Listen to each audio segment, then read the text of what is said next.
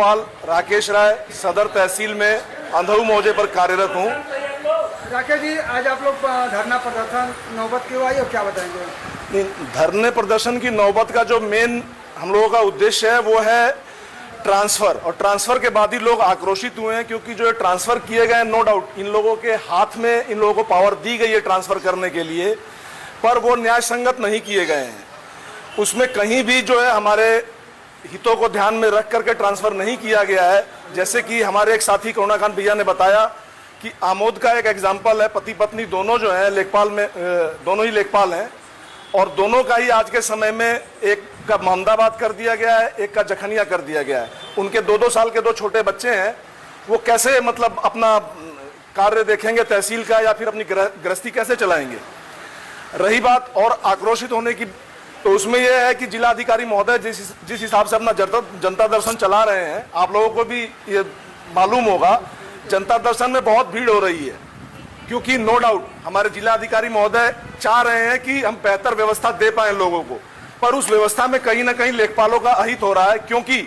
जो पक्ष जा रहा है वो अपना पक्ष रख देता है, उनको लगता है कि नहीं यही सही है और वो वहीं से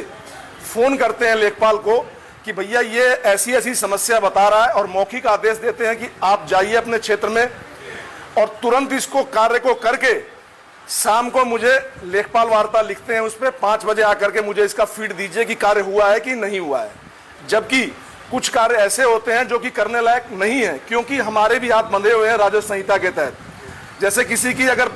संकीर्ण भूमि धरी है, उसमें हमारी राजस्व संहिता बिल्कुल भी गवाही नहीं देती है कि जा करके, या आदेश नहीं करती है कि जा करके आप कब्जा कराएं, पर जिलाधिकारी महोदय उसमें भी मौखिक आदेश करते हैं कि जाइए और संकीर्ण भूमि धरी में आप कब्जा कराइए। दूसरा,